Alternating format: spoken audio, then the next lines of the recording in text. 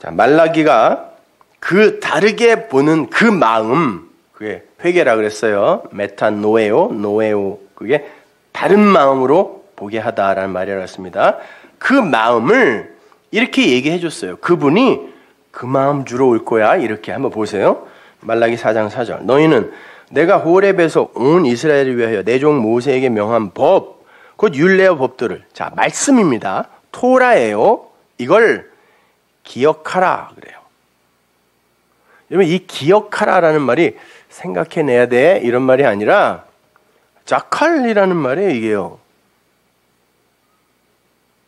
네 마음에 표로 새겨 이런 말이에요. 그게 자칼이잖아요. 하나님의 그 진리의 말씀이 내 안에 들어와서 내 남편으로 마음이 되었을 때 그걸 자칼이라고 그러고, 그걸 담은 그릇을 네케바라고 하죠. 그래서 성경에서 남자와 여자를 만들고 그들을 사람이라고 한다 했을 때 남자와 여자를 자칼 네케바라고 한단 말이에요. 그래서 이걸 에베소서에서는 이거는 사실은 그리스도와 교회의 이야기야 라고 바울이 설명까지 해준단 말이에요. 그러니까 자칼은 그리스도고 그분 그리스도의 영, 말씀, 하나님의 진리의 말씀이고 네케바는 교회인 거예요. 우리 교회가 그 말씀을, 그 진리를 제대로 딱 담았을 때 자칼 네케바가 되고 하아담, 하늘의 그 사람이 되는 거예요. 그리고 그들이 이렇게 그 말씀을 전하여 계속 낳아요, 사람을. 그걸 그 사람의 그 아들 계속 인자라고 하는 거예요. 그것이. 근데 그걸 대표적으로 설명해 준 분이 바로 예수니까 예수가 자기 보고 내가 인자다라고 한 거예요.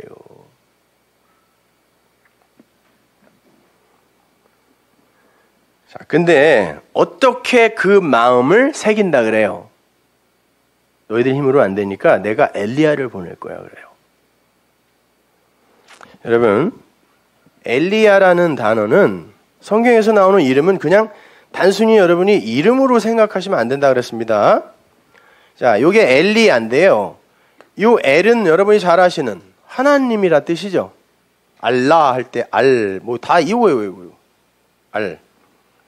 그리고 야가 바로 여호와, 예호바라고 있고, 뭐 이 바브를 와우라고도 읽으니까 여호와, 예호바 다 같은 말이에요, 그냥요.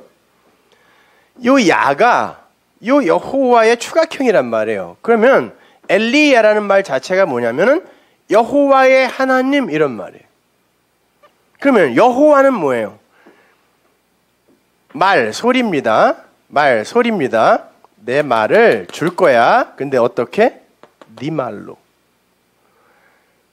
하나님의 그 말씀을 우리가 이해할 수 있는, 그러니까 우리가 그 하나님을 담을 수 있는 그 그릇만큼 하나님이 우리에게 그 말로 주셨을 때 그걸 여호와라고 한단 말이에요. 내 말을 네 말로 좀 쓸게를 여호와라 그래요. 이거는 우리가 알 수 없는 거예요. 엘로힘? 아까 말씀드렸죠. 예, 그 하나님, 그 하나님을 우리에게 설명해 주기 위해 도입한 개념일 뿐입니다. 그래서 이거를 설명해 주기 위해 창세기 2장 4절부터 4장까지 여호와 엘로힘이라는 개념이 등장하는데 그것이 이 땅에 우리에게 주신 성전, 역사, 인생, 예수, 성경 이런 거란 말이에요. 그러면 여호와도 안 보이는 거고 엘로힘도 안 보이는 건데 하나님이 우리에게 여호와, 엘로힘 이렇게 눈에 보이는 걸로 줘놓고는 이름을 여호와 엘로힘이라고 그랬어요. 무슨 말이냐면 이렇게 보이는 걸로 주더니 얘들아 이거는 사실은 안 보이는 거야 이렇게 준 거예요. 그러니까 보이는 것으로 그냥 봐버리면 안 돼. 그게 예수예요. 그게 성경입니다. 너희들은 내가 준 그것을 내용으로 봐야지. 이렇게 너희들이 그걸 그냥 표피적으로 보면 안 돼 라는 의미에서 이렇게 주시고는 눈에 보이는 걸 주고는 요건 안 보이는 거야 이렇게 준 거란 말이에요. 자, 그것을 주는 그 하나님의 역할을 하는 그게 엘리야예요. 자, 그 엘리야가 이 땅에 3번 오죠. 첫 번째 그 불말과 불병거 타고 어디로 갔다는 그 양반, 그 엘리야 있죠, 그죠? 그리고 두 번째 엘리야가 누구예요? 예수님이 세례요한 보고 엘리야라 그래요. 왔다. 그가 엘리야다. 그런데 당신도 엘리야예요. 전부 그 역할을 한 거예요.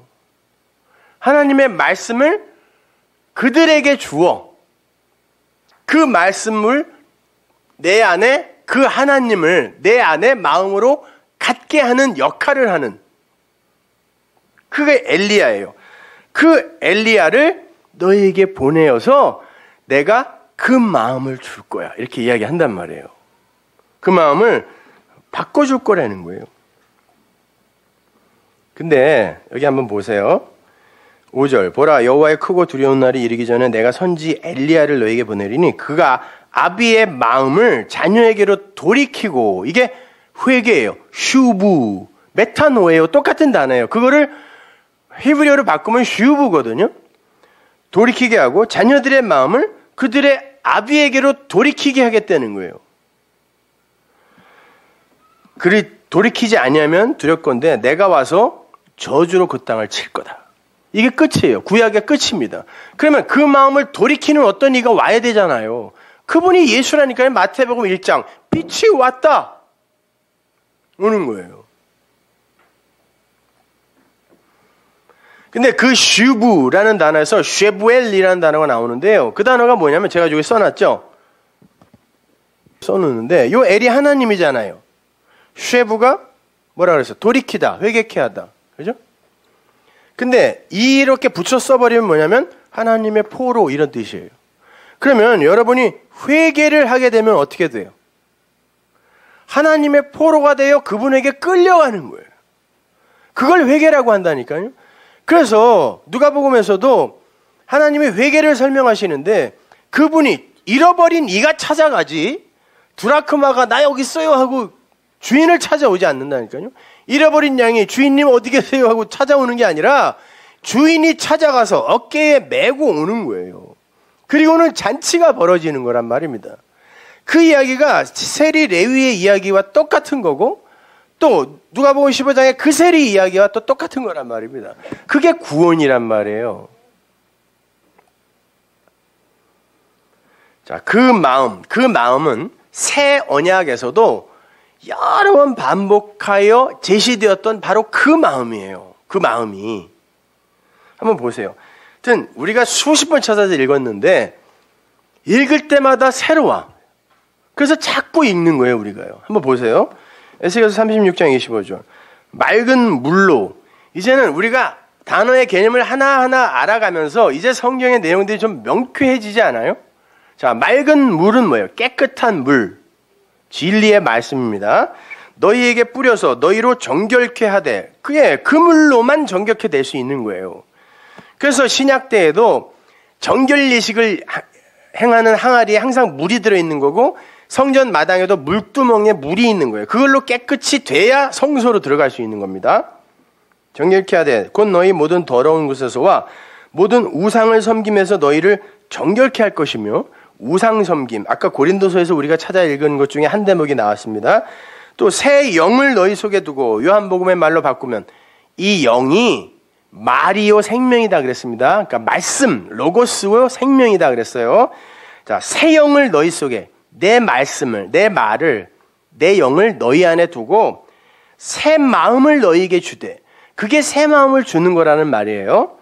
너희 육신에서 굳은 마음을 제하고 부드러운 마음을 줄 것이며 또 내 신을 르와흐 하나님의 성령이지만 이것도 역시 영이에요. 같은 말이에요. 영이나 신이나 내 신을 내 영을 너희 속에 두어 내 말씀을 너희 안에 두어서 그 신비에 새긴다라는 말이 이 말이란 말이에요. 신비가 뭐예요? 마음. 돌비의 반대말이니까. 돌비는 내 밖에 돌에 새겨진 내 밖의 율법이고 그게 내 마음에 마음으로 들어와 버리면 그것이 신비에 새겨지니까 거니까 그게 마음이니까 너희 속에 두어 내 율례를 행하게 하리니 너희가 내 규례를 지켜 행할지라. 이건 keep이란 뜻이지 어떤 doing, acting의 이야기가 아니란 말이에요, 여러분. keep 너희들이 내 규례를 이제 지킬 거야. keep하게 될 거야. 마음으로. 내가 너희 열조에게 준 땅에 너희가 거하여 내 백성이 되고 나는 너희 하나님이 되리라. 내가 너희를 모든 더러운 데서 구원하고 곡식으로 풍성하게 하여 기근이 너희에게 임하지 아니하게 할 것이며 그렇게 너희 안에 그 새 마음, 그 진리가 마음으로 들어가 앉게 되면 그때 너희가 기근을 당하지 않는 풍성한 양식을 먹는 자가 되는 거라 그래요. 그게 율법을 금식하고 진짜 먹어야 할 것으로 먹는다는 얘기죠. 이게 새 언약이란 말이에요. 예레미야서에서는 어떻게 이야기하는지 보세요. 31장 31절. 나 여호와가 말하노라 보라 날이 이르리니 내가 이스라엘 집과 유다 집에서 새 언약을 세우리라. 똑같은 말이에요, 여러분. 나 여호와가 말하노라 이 언약은 내가 그들의 열조의 손을 잡고 애굽 땅에서 인도하여 내던 날에 세운 것과 같이 아니할 것은 내가 그들의 남편이 되었어도 그들이 내 언약을 파하였습니다. 여러분이 이런 대목들을 이제 중요하게 밑줄을 쫙쫙 쳐놓으셔야 돼요. 내가 남편이 되어서 너희를 애굽에서 끌어냈다. 근데 너희가 내 언약을 파하더라. 60만 명 중에 59만 9,998명이 범했잖아요. 상징이지만 남편이 되었는데 아니었대요. 나 여호와가 말하노라 그러나 그날 후에 내가 이스라엘 집에 세울 언약을 이러하니 곧 내가 나의 법을 그들 속에 두며 그럼 그 전에는 밖에 법으로 그들을 끌고 가려 했다는 거죠. 그것도 남편이라 그래요. 하나님이. 그 마음에 기록하여 나는 그들의 하나님이 되고 그들은 내 백성이 될 것이라. 그들이 다시는 각기 이웃과 형제를 가리켜 이르기를 너는 여호와를 알라 하지 아니하리니 이는 작은 자로부터 큰 자까지 다 나를 알미니라. 왜? 마음에 그분이 들어와 있으니까 내가 그들의 죄악을 사하고 다시는 그 죄를 기억지 아니하리라. 그렇게 되면 그게 용서다 그러는 거예요. 뭐 착한 일 했다고 그런 말 있어요 여기서? 그게 아니라 너희들 안에 그것이 그 마음이 되면 그게 용서다 이러는 거예요. 나 여호와는 해를 낮에 빛으로 주었고 달과 별들을 밤에 빛으로 규정하였고 바다를 격동시켜 그 파도로 소리치게 하나니 내 이름은 만군의 여호와니라 내가 말하노라. 보세요. 나는 해를 낮에 빛으로 주었고 달과 별을 밤에 빛으로 주었어. 그러나 그건 둘 다 빛이네요. 네, 오르예요. 빛이에요, 그것이. 그리고 나는 바다를, 그리고 그 파도를 시켜 내가 하고 싶은 말을 하는 거야 라고 이야기를 해요. 그러면 낮에 해, 밤에 달, 바다, 파도 이것으로 그 말을 들으면 되겠네요. 낮에 해, 밤에 달 이걸 이리저리 나눌 게 아니라 파도와 바다를 뭐 평온과 무트로 이렇게 나눌 것이 아니라 그것에 내가 내 말을 심어 놓았다고 하시니까 그걸 내가 내용으로 알면 될 거 아니에요. 그거 보세요. 그거를 내가 너희들에게 마음을 주었을 때 너희는 그걸 할 수 있을 거라고 이야기한단 말이에요. 그리고는 그때 너희는 죄 없다 함을 받으리라. 그렇게 보면 된다는 거예요. 그렇게 깨달으면 된다는 거예요. 뭘 고치거나 이런 것을 했을 때 주어지는 게 용서가 아니라니까요.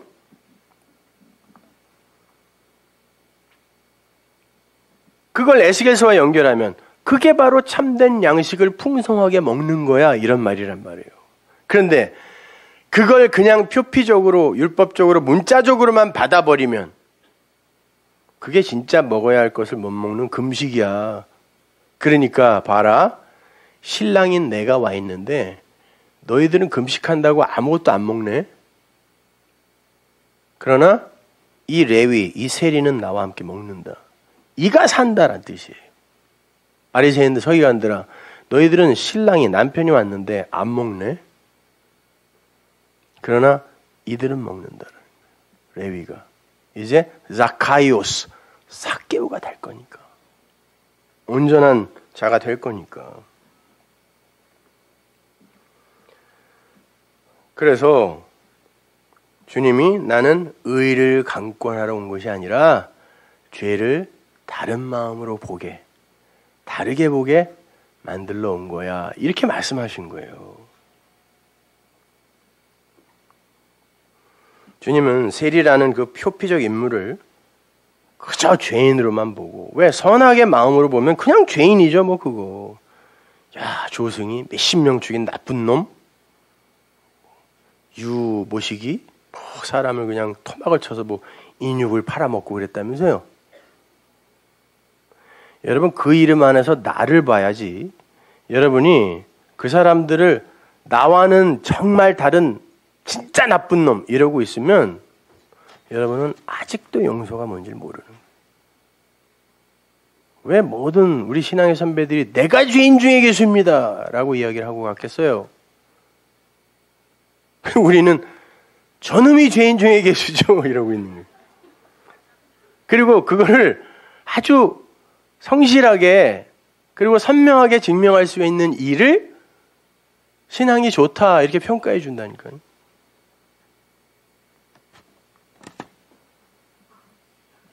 그러니까 무슨 기독교가 뭐 이런 기독교가 있어요. 성경과는 아무 상관없는 기독교. 그냥 다른 종교와 아무 다를 바가 없는 그냥 그런 종교. 그냥 무속 신앙이죠. 자, 그렇게 너희들의 두 마음으로 이 레위를 그냥 죄인으로 보고 그렇기 때문에 내가 이와 함께 먹는 것조차도 부정하다고 하는 그렇게 나를 비방하고 있는 너희가 그걸 하나님의 선물을 진리로 받아 그걸 마음으로 갖게 되면 너희는 이걸 다르게 보게 될 거야. 이게 왜 부정한 거야? 그러면 너희들이 부정하지 않다라고 말하는 그건 뭐니? 지금 내가 이 레위와 먹는 거를 너희들은 부정하다고 하는데 그럼 너희들이 먹는 그 깨끗한 건 도대체 뭐냐? 나에게 좀 말해달라는 거야. 너희들이 먹는 그 깨끗한 게 도대체 뭐냐? 도대체 너희들은 뭘 먹고 있길래 내가 왔는데 금식을 하고 나와 함께 안 먹고 너희들 걸 먹고 있니? 주님이 그거 물어보시는 거예요. 너희들이 부정하다 생각하여 먹지 않는 그것이 바로 잘못된 금식이야 이렇게 이야기하는 거예요. 먹어야 할 것 안 먹고 먹지 말아야 할 걸 먹고 있구나. 그래서 거기에 금식의 이야기를 딱 갖다 붙여놓는 거예요. 한번 보세요. 5장 33절 누가복음. 저희가 예수께 말하되 요한의 제자는 자주 금식하며 기도하고 바리새인들의 제자들도 또한 그리하되 당신의 제자들은 먹고 마시나이다. 예수께서 저희에게 이르시되 혼인집 손님들이 신랑과 함께 있을 때 너희가 그 손님으로 금식하게 할 수 있느냐? 이 신랑은 몇 번째 신랑? 첫 번째 신랑이죠. 그 다음 주에서 죽잖아요. 보세요. 그러나 그날에 이르러 저희가 신랑을 빼앗기리니 이게 신랑을 완전히 사라지게 하다 이런 말이에요. 빼앗기다. 죽다라는 거야. 그 신랑은 죽을 거라는 거죠. 아까 우리 새 언약에서 내가 남편으로 너희에게 너희 밖에서 너희 손을 잡고 끌고 갔는데 그럼에도 너희들은 법을 어기더라 했을 때 그 남편인 거예요 이것이요. 그러니까 이 땅에서의 우리의 첫 번째 혼인잔치는 비극으로 끝나야 맞는 거예요. 어떻게? 남편이 죽는다니까요. 그러나 그날에 이르러 저희가 신랑을 빼앗기리니 그날에는 금식할 거다. 이 신랑과 있을 때에는 이 신랑이 주는 걸 먹을 거라는 거예요. 그러나 이 신랑을 빼앗기는 그날에는 이거 안 먹는다는 뜻이에요. 자, 이게 뭔지를 한번 여러분이 잘 이해하셔야 됩니다. 자, 혼인집 손님들이 신랑과 함께 있다라고 이야기하시는데 여기서 손님이란 말은 후요스, 아들입니다. 혼인집에 있는 아들들이 그들은 이미 하나님의 선택 안에 있는 자들이라는 뜻이에요. 아들들이 신랑과 함께 있는데 그 잔치집에서 아들들 보고 금식하라 할 수 있느냐 그래요. 하나님은 지금 세리 레위의 집에서 벌어지고 있는 그 잔치를 거기에다 이 비유를 붙이는 거니까 신랑과 함께하는 레위의 혼인잔치라고 하고 있단 말이에요. 왜 이름이 마태가 아니고 레위인지 여러분이 여기서 분명히 이걸 구별해 낼 수 있어야 돼요. 신랑이 살아있는 동안에는 신랑과 함께 먹고 마시는 게 옳다는 거예요. 근데 얼마 있다가 아파이로 신랑이 완전히 사라지는, 이게 제거하다 혹은 이렇게 들어올리다, 이게 십자가에 매달다를 들어올리다라고도 표현하잖아요. 그 단어예요. 완전히 제거되면, 들어 올려지면 신랑이, 그러면 그들이 금식하게 된다 그래요. 그런데 지금 혼인잔치에서 주님과 함께 음식을 먹고 마시는 자가 누구? 레위, 세위 레위. 그죠? 세리 레위. 그죠? 근데 레위는 누구의 이름이요 또? 레위 지파요. 레위 지파가 뭐 했던 사람들이에요? 성전에서 율법 열심히 지키고 제사 지냈던 사람들이에요. 그 사람이. 제사장들 다 레위 지파 사람들이니까. 자, 율법주의의 대표가 레위라니까요. 근데 그 레위라는 단어 자체는 연합이라는 뜻이라 그랬죠. 뭔가 가능성을 품은 레위인 거예요. 하나님께서 레위 지파를 왜 만들으라 그래요? 애굽에서 내가 장자들을 다 끌어냈으니까 장자는 다 내 거야. 그러니까 장자 다 데리고 와. 그랬을 때 이스라엘의 장자들이 전부 성전에 가서 섬기면 나라가 운영이 안 될 거 아닙니까? 그래서 장자 대신의 대표로 간 게 레위니까 이스라엘의 장자들이란 말이에요. 그들은 하나님이 택한 아들들로 가 있는 건데 첫 번째 신랑과 함께 첫 번째 성전과 함께 뭐를 하냐면 그 율법을 받아 율법을 섬기고 먹는 자리에서 출발을 하더라는 거예요. 레위가.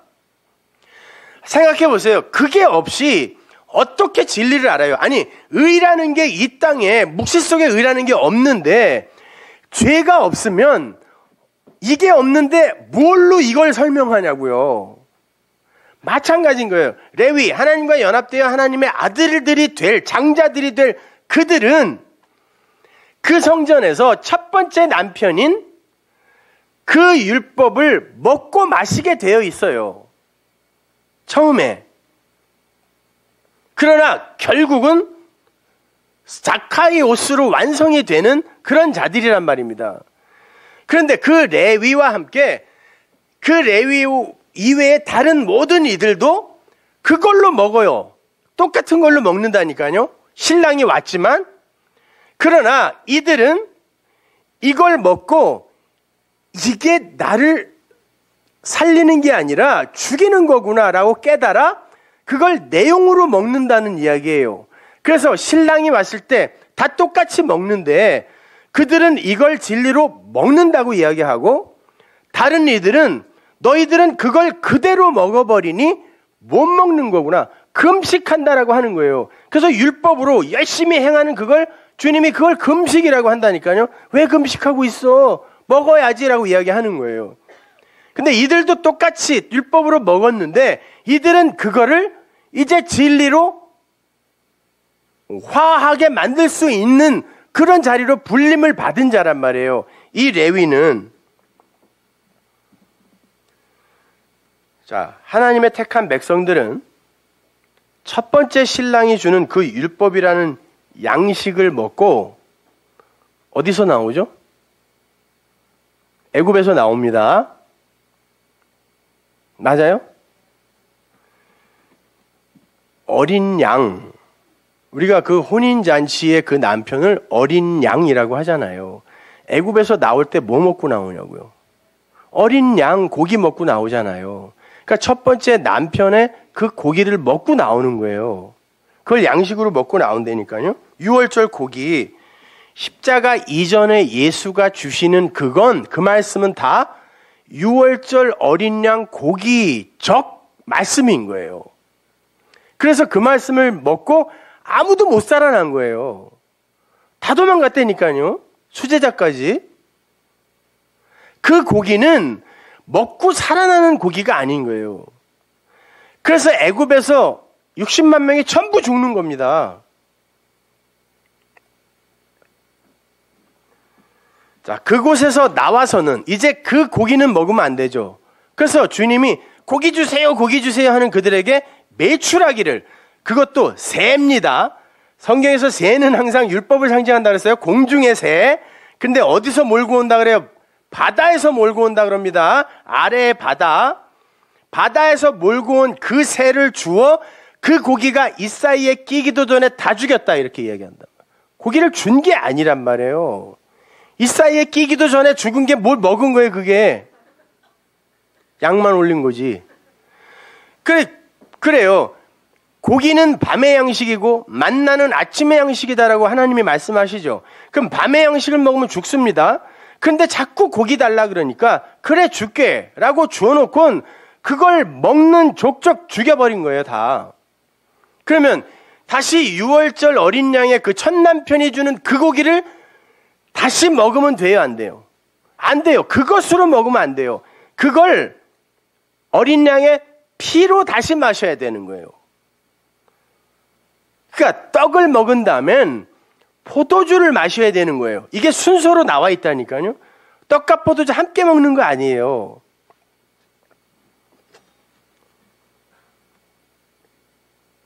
어떤 이들은 그 애굽의 고기를 먹고 그것이 좋아 그 자리에 그냥 머물고요. 어떤 이들은 그 고기를 먹고 애굽에서 나와요. 그런데 나와서도 항상 그 고기를 기억한다는 건 그들이 나와야 할 애굽의 양식의 그 본질이 뭐냐면 바로 그 고기적 성격의 양식이라는 거예요. 그게 뭐예요? 제물, 제사의 제물이니까 율법이란 말입니다. 세상에 사는 그들의 양식은 율법이라니까요. 그래야 내 가치가 높아진다고요. 야, 훌륭하네. 참 도덕적이야. 참 윤리적이야. 이런 칭찬을 받아야 비로소 내가 신앙인이라는 그런 자각을 하는 그런 비천한 비루한 수준.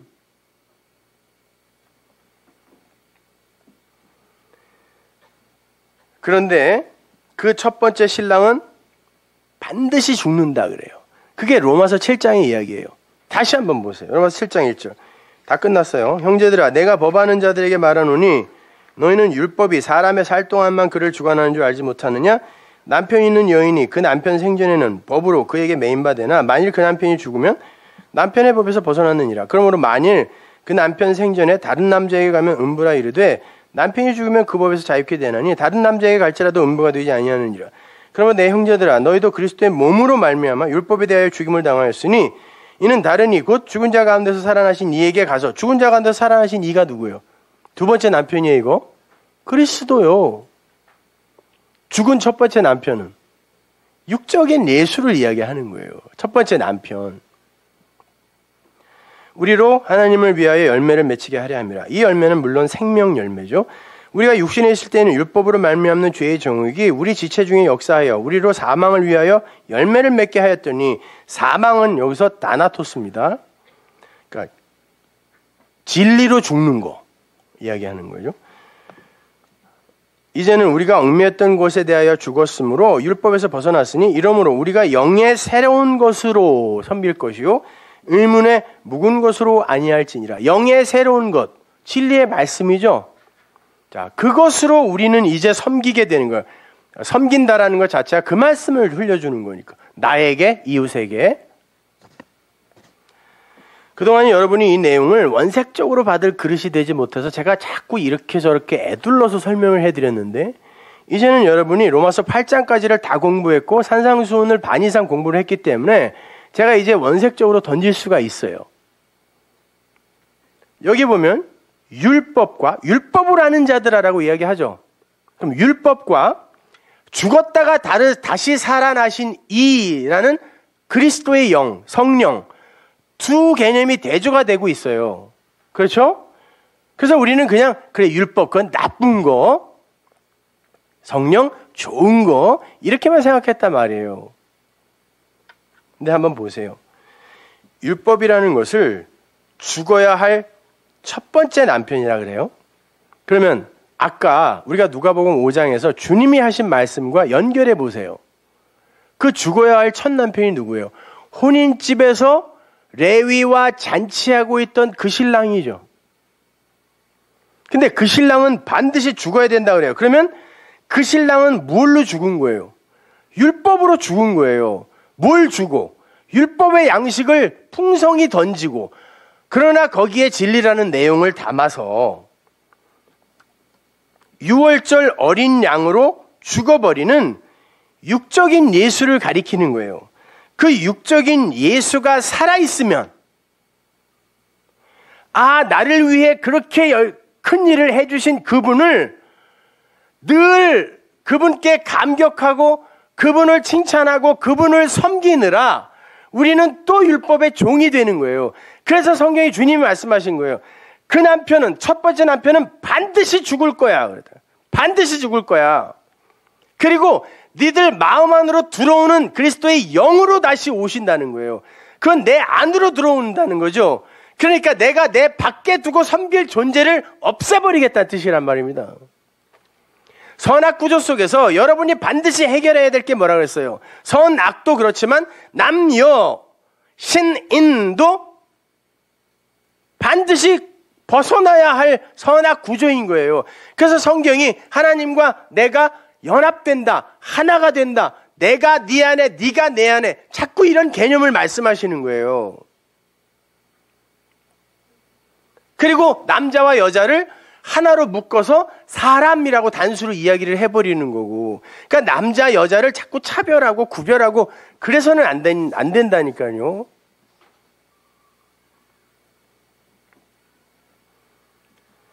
우리가 좀 전에 찾아 읽었던 예레미야 31장의 새 언약에서 내가 남편이 되었어도 너희가 그 법을 어겼다, 지키지 아니했다 그러잖아요. 그러니까 그 남편이란 말이에요.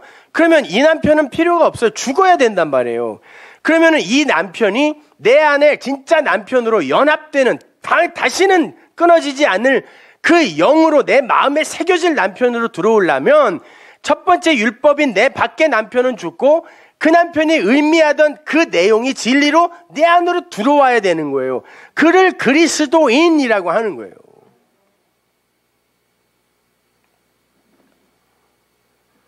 그러니까 이 이야기는 예수라는 첫 남편과 그리스도라는 두 번째 남편의 이야기인 거예요. 마귀와 예수의 이야기가 아니란 말입니다, 여러분.